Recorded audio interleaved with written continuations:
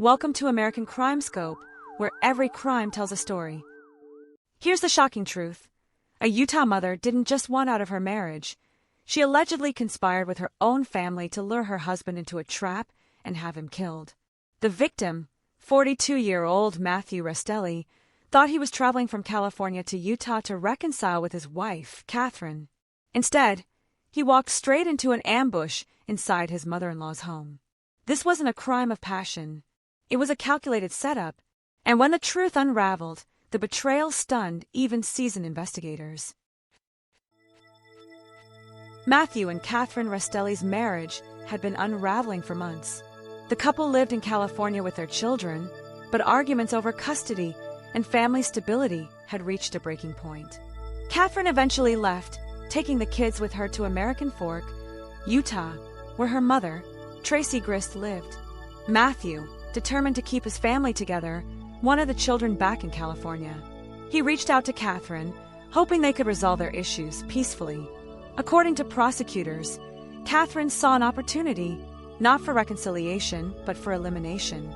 In early July 2024, Kathryn convinced Matthew that she wanted to work things out.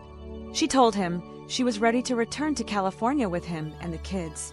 She even assured him that when he arrived at her mother's house, he could just walk right in. What Matthew didn't know was that Kathryn had allegedly planted an AirTag in his truck, tracking his journey across states. Behind closed doors, Kathryn, her brother Kevin Ellis, and her mother Tracy were preparing for his arrival. To Matthew, it was a chance at reconciliation. To them, it was the final act of a deadly plan. On July 12, 2024, Matthew Restelli pulled into the driveway of his mother-in-law's American Fork home. After hours of driving, he believed he was about to reunite with his wife and children. Kathryn had told him to just walk in, the door would be unlocked. Inside the house, however, there was no warm welcome. Kevin Ellis, Kathryn's brother, was waiting with a firearm. Their mother, Tracy Grist, was also inside. Kathryn herself remained in a bedroom with the children, distancing herself physically from what was about to happen. The moment Matthew stepped inside, Kevin fired. Matthew collapsed, struck by fatal gunshots. He never had the chance to plead, to argue, or even to realize the extent of the betrayal. Within seconds, his life was over. But what followed was not panic, it was staging. The family told police Matthew had forced his way in and attacked them. To support this claim, they placed a knife in his hand, trying to make it look like he had threatened them. But detectives would later notice that the knife didn't rest naturally, it looked awkward, almost deliberately positioned. Blankets and coverings were also suspicious.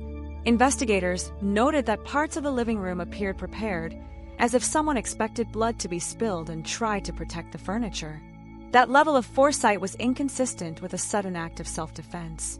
Meanwhile, Kathryn claimed she had been in a bedroom with the children, away from the violence. But even her detachment raised eyebrows. If she truly believed in reconciliation, why remove herself from the room? Why did her children need shielding from what was supposedly just a difficult conversation? By the end of that night, the Restelli family in California was devastated. Word reached Matthew's relatives, and grief quickly mixed with disbelief. His mother, Diane, later described the horror of realizing her son's death was orchestrated by the very woman he trusted most.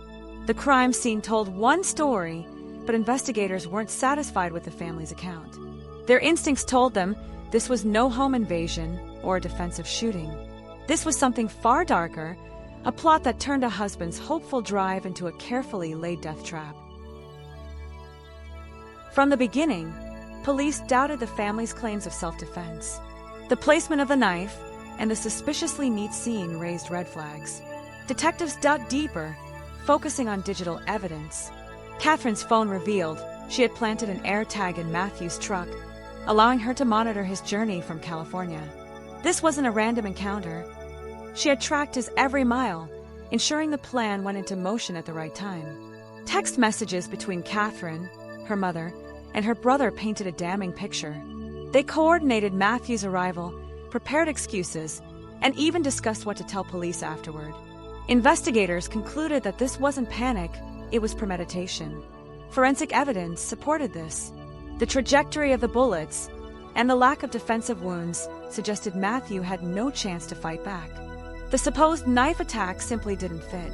In October 2024, prosecutors charged Kathryn, Tracy, and Kevin with conspiracy to commit murder, obstruction of justice, and domestic violence charges. The case drew national attention, especially because of the family ties involved. By July 2025, Kathryn accepted a plea deal. She pleaded guilty to second-degree felony murder, conspiracy to commit murder, and felony discharge of a firearm. At sentencing in September 2025, Judge Roger Griffin imposed 1 to 15 years for murder, 1 to 15 years for conspiracy, and 5 years to life for the weapons charge. The first two run concurrently, but the weapons charge is consecutive, meaning Kathryn faces at least 6 years and possibly life. The judge also banned her from contacting her children, saying, "Your children are victims of your actions. They'll be lifetime victims of your actions." Kevin Ellis and Tracy Grist are still awaiting trial, facing the same accusations. Why did Kathryn do it? Prosecutors argue her motive was control, especially over the children. Matthew wanted them back in California, but Kathryn wanted to stay in Utah. Rather than fight a custody battle, she allegedly chose murder. Some speculate financial stress or family loyalty influenced the plot, but at its core, this was betrayal, a wife turning against her husband with the help of her own family.